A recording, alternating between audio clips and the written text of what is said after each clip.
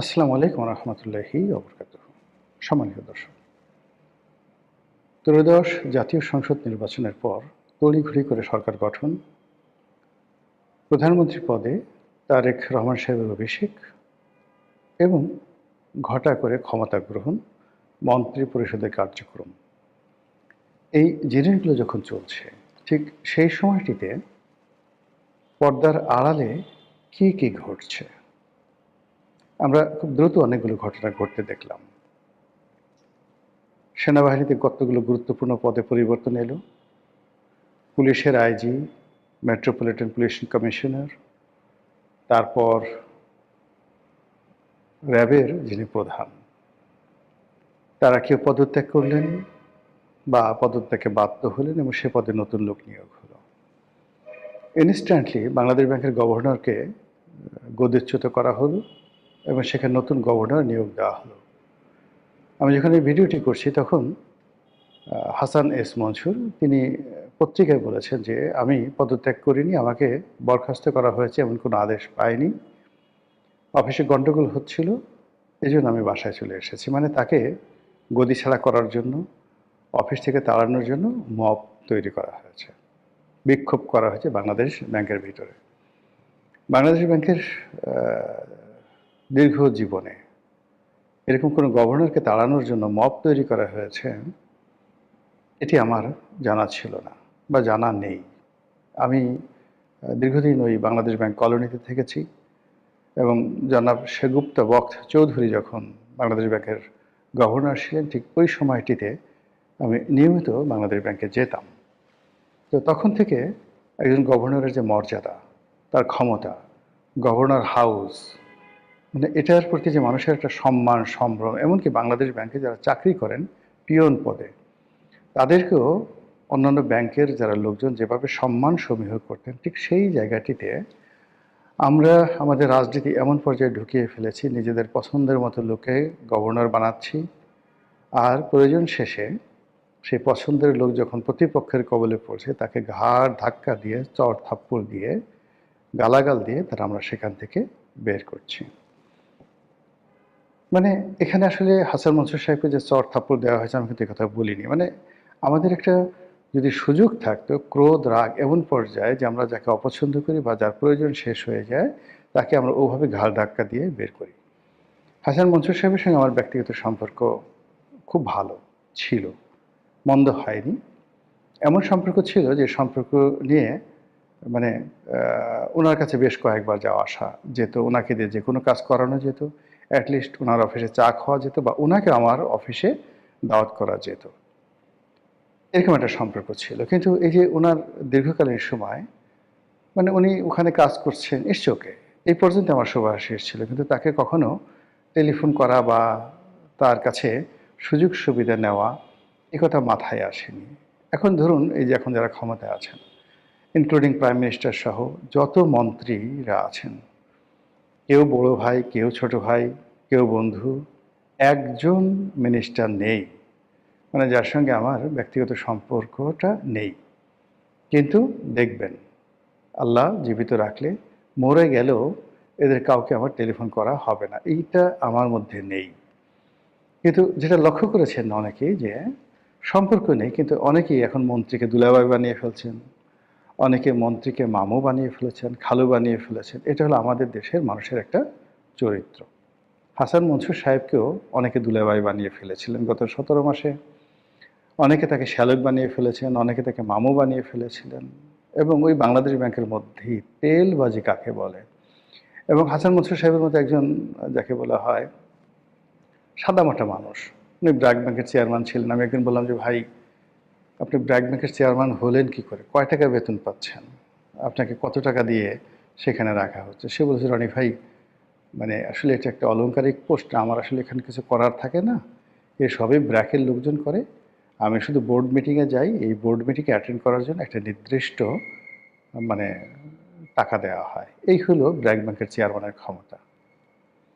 তো সেই মানুষটি যখন সেই বাংলাদেশ ব্যাংকের গভর্নর হিসেবে বসলেন, আমি তো অবাক। তার অনেক রাগ হয়ে গেল, তার অনেক দাম হয়ে গেল, তার সেই সরলতা রইল না, তার কিছু দুর্নাম হয়ে গেল, বদনাম হয়ে গেল, এবং তার চারিদিকে শুধু দালাল ফড়িয়ারা মানে রীতিমতো ভিড় করলো, এবং সেই দালাল ফড়িয়াদের একটা বিরাট অংশ আজকের এই ভিডিও যখন আমি করছি 25 তারিখে ফেব্রুয়ারি মাসের, তখন তাকে বাংলাদেশ ব্যাংক থেকে অপমানজনকভাবে তাড়িয়ে দেওয়া হয়েছে। তো এই যে একটা মব, এটা খুব একটা জঘন্য মব। ইনুস জামানাতে যে মব হয়েছিল, সুপ্রিম কোর্টে গিয়ে বিচারপতিদেরকে যেভাবে পদত্যাগে বাধ্য করা হয়েছিল, এই মব তার চেয়ে কোনো অংশে কম নয়। এটা কি থামবে না? তার আগে কয়েকদিন আগে, একদিন বা দুদিন আগে যেটা হলো, বরিশাল যে জজ কোর্ট বা মানে ওখানে তো মেট্রোপলিটন কোর্ট আছে, সেখানকার কোর্টে চিফ জুডিশিয়াল ম্যাজিস্ট্রেট থাকেন। তো সেই চিফ জুডিশিয়াল ম্যাজিস্ট্রেটের অফিস থেকে একজন আওয়ামী লীগ নেতা, যিনি বরিশাল জেলা আওয়ামী লীগের সেক্রেটারি তালুকদার মোহাম্মদ ইউনুস, আমার সঙ্গে এমপি ছিলেন। অনেক সিনিয়র মানুষ, কিন্তু বয়স হবে কত, 74-75। এমন কোনো আওয়ামী লীগ বিরোধী শক্তি নাই যারা এই ভদ্রলোক সম্পর্কে একটা বাজে কথা বলতে পারে। তিনি অত জনপ্রিয় নন, কিন্তু মানে তার সরলতার জন্য, তার সততার জন্য তিনি সর্বজন শ্রদ্ধেয়। এই মানুষটি পালিয়েছিলেন। তো এই মানুষটি পালিয়েছিলেন, তার অপরাধ তিনি আওয়ামী লীগ করেন। তার দ্বিতীয় অপরাধ হলো তিনি আবুল হাসনাত আবদুল্লাহর বিশ্বস্ত লোক। এই দুটো ছাড়া আর তার কোনো অপরাধ নেই। তো যাই হোক, তাকে কোর্ট জামিন দিয়েছে। আর জামিন দেওয়ার পর ওখানকার যারা আইনজীবী, সরকার দলীয় আইনজীবী, বিএনপিপন্থী আইনজীবী, তারা সেই কোর্টের মধ্যে যে তাণ্ডব করেছে, যে মব করেছে, এটা দেখার মতো নয়। যদিও সরকার খুব তড়িৎ যে সিদ্ধান্ত নিয়ে আইনজীবী সমিতির যিনি সভাপতি তাকে আটক করেছেন, তো এটা স্বস্তিদায়ক। কিন্তু যে ঘটনাটা আইনজীবীরা ঘটিয়েছেন, এটি অ্যালার্মিং, ভীষণ রকম অ্যালার্মিং। অ্যালার্মিং এই কারণে যে তাদের বুঝতে হবে যে বাতাস আগের মতো নেই। এই যে তাদের প্রধানমন্ত্রী আওয়ামী লীগের রাষ্ট্রপতির হাত ধরে ঘুরছেন, আওয়ামী লীগের রাষ্ট্রপতি বলছেন আমরা খুব মানে আমি এই মুহূর্তে মানে একেবারে হাঁপ ছেড়ে বেঁচেছি, অনেক ভালো আছি।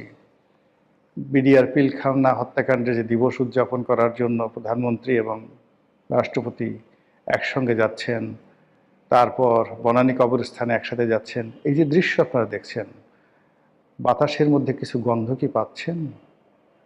সারা বাংলাদেশে যেভাবে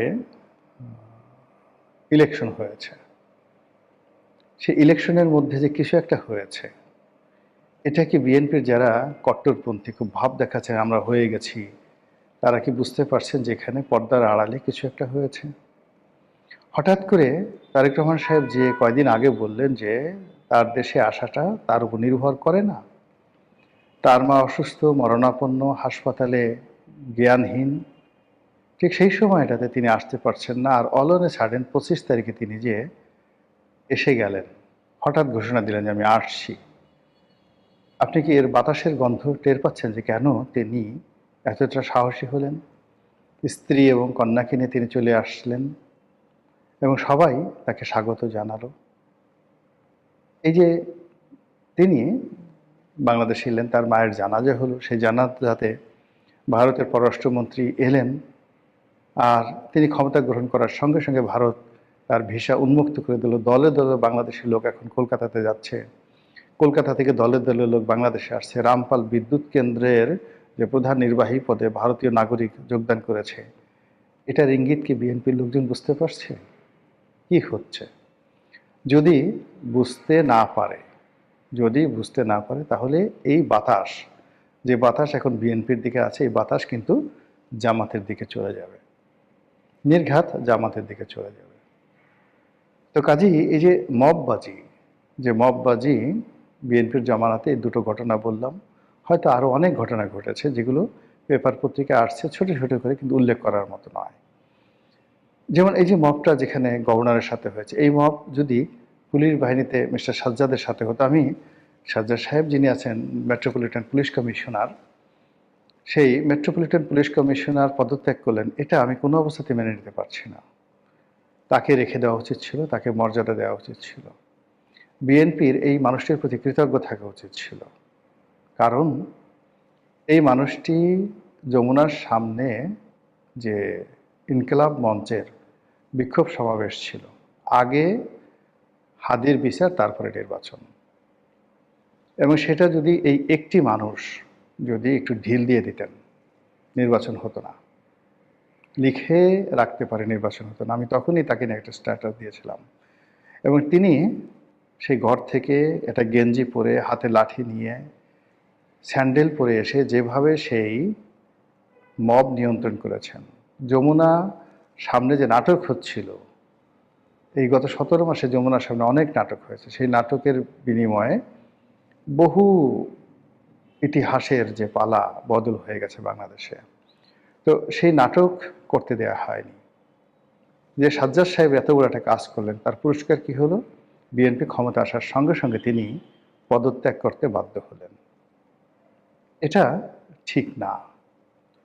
এই সময়টাতে এই যে বিএনপিতে ক্ষমতা আনার পেছনে মিস্টার বাহার আইজি, তার একটা বিরাট ভূমিকা ছিল। সঙ্গে সঙ্গে 15 দিন পরেও করা যেত, কিন্তু সঙ্গে সঙ্গে তাকে এখান থেকে বাদ দিতে হবে। এই কাজগুলো ভালো হয়নি। সাজ্জাদ সাহেব বা র্যাবের যিনি কর্তা, তাকেও চলে যেতে হলো। 1 সপ্তাহ পরে যেতে পারতো, বা 1 মাস পরে যেতে পারতো। তো যা কিছু হচ্ছে এখানে এই সময়টাতে খুব দ্রুততার সাথে হচ্ছে। এত ভালো নয়। এত দ্রুত যখন কোনো কিছু করতে যায় কেউ, আমরা যেভাবে চা খেতে গিয়ে খুব তাড়াতাড়ি খেতে গিয়ে জিহ্বা পুড়িয়ে ফেলি, এভাবে অনেক কিছু দ্রুত করতে গিয়ে অনেকে জিহ্বা পুড়িয়ে ফেলতে পারেন। ফলে বিএনপি জমানাতে যে মব যে কয়টি হয়েছে, এই পর্যন্তই ক্ষান্ত হন। এরপরে যেন কোনো মব না হয়, তাহলে আবার সেই মবের রাজত্ব তৈরি হবে, এবং যারা চলে গেছেন তাদের মধ্যে ঐক্য তৈরি হয়ে যাবে। এমনকি দেখবে যে ডক্টর মোহাম্মদ ইউনূস, আমেরিকা, তারপর ভারত, শেখ হাসিনা, দিল্লি, জামাত সব একসাথে হয়ে গেছে। এখানে দেখুন, এখনো পর্যন্ত আমেরিকা খলিলুর রহমান সাহেবকে নেওয়া হয়েছে, কিন্তু আমেরিকা এই সরকারের উপর যে ওইভাবে গ্রিন সিগন্যাল দিয়েছে, এখনো সব দেশ, চায়না এসে দাওয়াত দিচ্ছে আমাদের দেশে আসেন, জাপান বলছে আমাদের দেশে আসেন, কিন্তু আমেরিকা এখনো পর্যন্ত তার দেশে নিতে তারেক রহমান সাহেবকে দাওয়াত দেয়নি এখন পর্যন্ত। আমেরিকা ভ্রমণের দাওয়াত এখনো দেয়নি। ডোনাল্ড ট্রাম্প একটা চিঠি লিখেছেন, খুবই অবমাননাকর, এবং সেখানে তিনি যে শব্দটি উচ্চারণ করেছেন, ডিসাইসিভ। বাংলাদেশের সঙ্গে আমেরিকা যে চুক্তিগুলো হয়েছে ইউনূস জামানাতে, এই চুক্তিগুলো যদি বাস্তবায়ন হয় তাহলে কি হবে? দেশের যে দীর্ঘকালের ইতিহাস রয়েছে, ঐতিহ্য রয়েছে, সেই চুক্তি বাস্তবায়নের ফলে সব কিছু পরিবর্তন হয়ে যাবে। এই পরিবর্তনের শব্দটি ডিসাইসিভ দ্বারা ডক্টর মোহাম্মদ ইউনূসের মাধ্যমে আমাদের ডোনাল্ড ট্রাম্প নবনিযুক্ত প্রধানমন্ত্রীকে তিনি স্মরণ করিয়ে দিয়েছেন। এবং এই ডিসাইসিভ শব্দটি সাধারণত ব্যাটেলের সাথে, যুদ্ধের সঙ্গে ব্যবহৃত করা হয়। যেখানে যুদ্ধ সেখানে decisive. The decisive battle of Gaugamela, the decisive battle of Waterloo.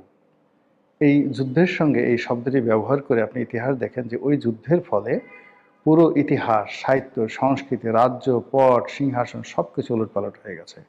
সেই শব্দটি ব্যবহার করেছে আমেরিকা। কাজেই সতর্ক হন, সাবধান হন, ধীর স্থিরভাবে সব কিছু করেন। হয়তো আল্লাহ চাহে তো আপনাদের